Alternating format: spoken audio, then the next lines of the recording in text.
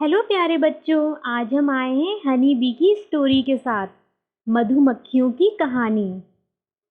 बसंत ऋतु का समय था। जंगल के सारे जानवर पशु पक्षी बहुत ही ज़्यादा खुश थे क्योंकि पेड़ों में बेहतरीन और सुंदर सुंदर फूल लग चुके थे। इन फूलों से मधुमक्खियाँ मधु निकालकर शहद बनाती थीं। मधुमक्खियों के लिए शहद उनका खाना होता है। इस वजह से मधुमक्खियाँ भी बहुत ही ज़्यादा खुश थीं। एक दिन मधुमक्खियां पेड़ों के फूल से मधु निकाल रही थीं कि तभी एक घमंडी पेड़ उससे बोला, क्या बात है, तुम हर वक्त यहाँ आकर हमारे फूलों का मधु चुरा ले जाती हो। तुम्हें ऐसा नहीं करना चाहिए। तुम एक चोर की तरह हमारा मधु निकाल लेती हो। भाग जाओ यहाँ से। मधुमक्खी ने पेड़ से कहा, माफ करना मेरे दोस्त, ये हमारा काम है और इससे हमें खाना भी मिलता है, इसीलिए हम ऐसा करते हैं। पेड़ बोला, तुम मेरे दोस्त नहीं हो, तुम मेरे लिए एक चोर हो जो हमारे मधु को बिना पूछे चुरा ले जाती हो।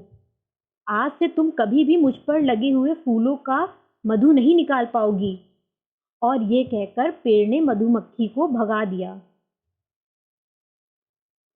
कुछ देर बाद उस पेड़ ने अपने बाकी साथियों के साथ सभा बुलाई।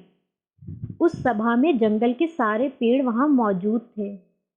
उस पेड़ ने सबसे कहा, दोस्तों, आज मैं बहुत ही जरूरी बात करने के लिए तुम लोगों को यहाँ बुलाया हूँ।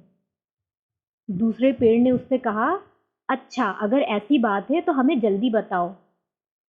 तब उस घमंडी पेड़ ने कहा, बात यह है कि मधुमक्खियों ने हद पार कर दी है। वे लोग आते हैं और बिना पूछे हमारे फूलों का मधु चुरा कर ले जाती हैं। वह सब जरूरत से ज़्यादा शहद बनाती हैं। आज से हम उन्हें अपना मधु लेने नहीं देंगे।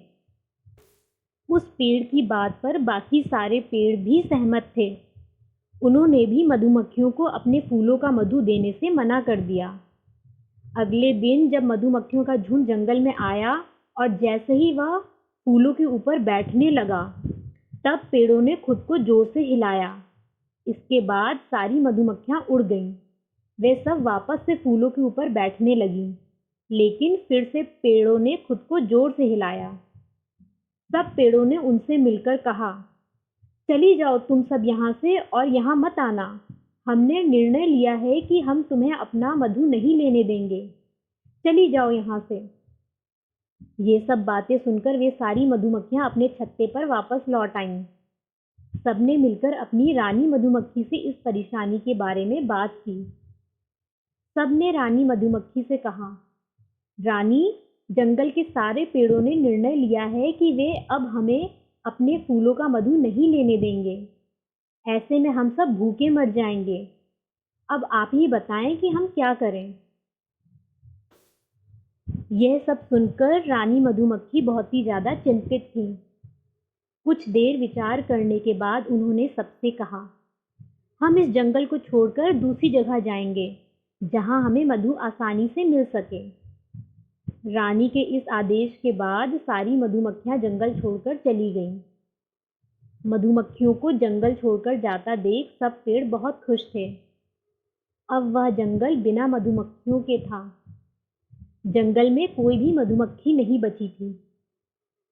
इसकी वजह से फूलों का पराग एक फूल से दूसरे फूल में नहीं जा पा रहा था। पेड़ों के फल आने बंद हो गए, फल के बीज भी नहीं हुए और जंगल में नए पेड़ उगना बंद हो गए। जंगल की हालत बहुत ही ज़्यादा खराब हो चुकी थी। ऐसे में पेड़ों ने फिर से सभा बुलाई। सारे पेड़ आपस में बात करने लगे कि उनके ऊपर फल क्यों नहीं लग रहे हैं। तभी एक तितली उनके पास आई और बोली, जब हम तुम्हारे फूलों पे बैठते हैं तब तुम्हारा मधु लेते हैं, तब हमारे शरीर में फूलों के पराग चिपक जाता है। जब हम एक फूल को छोड़कर दूसरे फूल में बैठते हैं तो पराग दूसरे फूलों में चला जाता है। ऐसा मधुमक्खियों के साथ भी होता है और मधुमक्खियां ये काम करने में सबसे ज़्यादा सक्षम हैं। अब वे यहाँ है नहीं, इसीलिए पराग एक फूल से दूसरे फूल में नहीं जा पा रहा है। ये सब सुनकर पेड़ों ने आपस में निर्णय लिया कि वे वापस से मधुमक्खियों को बुलाएंगे और अपने फूलों का मधु लेने देंगे। इसके बाद पेड़ों ने एक कबूतर से कहा, मेरे दोस्त, तुम्हें एक संदेश लेकर मधुमक्खियों के पास जाना है। तुम्हें उनसे कहना है कि हमारे जंगल के सारे पेड़ उन्हें यहाँ वापस आने का निमंत्रण दे रहे हैं और वे जितना चाहें उतना मधु हमारे फूलों से ले सकती हैं। हम उन्हें मना नहीं करेंगे। यह खबर लेकर वह कबूतर मधुमक्खियों के पास चला गया। उसने वह सारी बातें मधुमक्खियों की रानी को बताई। ये सब सुनकर मधुमक्खी की रानी वापस उस जंगल में लौटने के लिए राजी हो गई। रानी ने अपनी सभी लोगों को आदेश दिया कि वे सब वापस उसी जंगल में जाएंगी जहां से वे आई थीं। जैसे ही वे जंगल वापस पहुंची, सारे पेड़ों ने उनसे माफ़ी मांगी और मधुमक्खी की रानी ने उनकी माफ़ी को स्वीकार किया।